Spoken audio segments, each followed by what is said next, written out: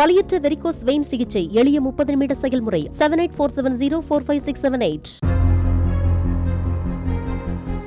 சசிகலாவையும் தினகரனையும் அதிமுகவில் சேர்க்க கோரி மத்திய அமைச்சர் அமித்ஷா பேச்சுவார்த்தை நடத்திய போது எடப்பாடி பழனிசாமி அதனை ஏற்க மறுத்துவிட்டதாக ஓபிஎஸ் தெரிவித்துள்ளார். கரூர் கூட்டத்தில் பேசிய அவர் ஊர்ந்து சென்று முதல்வர் பதவியை வாங்கியவர் இபிஎஸ் என விமர்சித்தார்.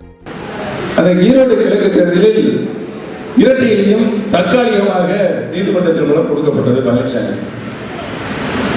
திரு அண்ணாமலை அவர்கள் பாரதிய ஜனதா கட்சியின் மாநில தலைவர் அண்ணாமலை அவர்கள் எங்களையெல்லாம் தொடர்பு கொண்டு என்னை வந்து நான் வேட்பாளரை போட்டிருக்கிறேன், டிடிவி தினகரன் அவர்களும் வேட்பாளரை போட்டிருக்கிறார், நீங்க 2 பேரும் வாபஸ் வாங்கினால் இரட்டையிலே ஓட்டு செதறாது, இரட்டையிலே வெற்றி பெறக்கூடிய சூழ்நிலை இருக்கும் என்று அவர்கள் சொன்னதற்கு அடிப்படையில் இரட்டையிலே ஜெயிக்க வேண்டும் என்ற நல்லெண்ணத்தின் அடிப்படையில் சரி என்று சொன்னோம்.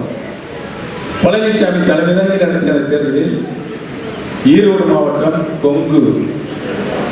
கொங்கு மண்டலம் அனைத்து இந்திய அண்ணா முன்னேற்ற கழகத்திய கோட்டை, அந்த கோட்டையில் நடைபெற்ற ஈரோடு கிழக்கு சட்டமன்ற தொகுதியுடைய சட்டமன்ற தேர்தலில் அனைத்து இந்திய அண்ணா முன்னேற்ற கழகம் இரட்டையிலே 66,000 வாக்கு வித்தியாசத்தில் தோற்கடிக்கப்படுகிறது.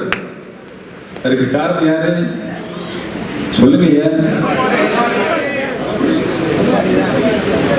இப்படி கட்சியை அதலபாலாத்தில் கொண்டு தள்ளி ஆட்சியையும் இழந்து 9 தேர்தலில் தோல்வியும் தந்ததுனால இன்னமும் ஒரு மனிதனுக்கு என்ன சிந்தனை வரணும்? பிரிந்து கிடக்கிற சக்தி எல்லாம் ஒன்றாக சேர வேண்டும் என்று தொண்டர்கள் இன்றைக்கு அவையை கொடுத்துக் கொண்டிருக்கிறார்.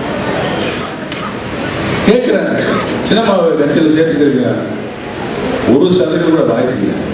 யார் சொல்றது? அந்த எடப்பாடிக்கு முதலமைச்சர் பதவி யார் தந்தது? உருது போய் வாங்கினே இல்லை, அவரே சொல்லி ஒத்துக்கிட்டாரு. நான் பல தியாகங்கள், யாரு எடப்பாடி பழனிசாமி பல தியாகங்கள் செஞ்சார் கட்சி. அதனாலே அவரே சொல்றாரு, நான் ஊர்ந்து போய் அந்த பதவியை முதலமைச்சர் பதவியை அடைஞ்சேன். செய்திகளை உடனுக்குடனும் துல்லியமாகவும் தெரிந்து கொள்ள சப்ஸ்கிரைப் பண்ணுங்க.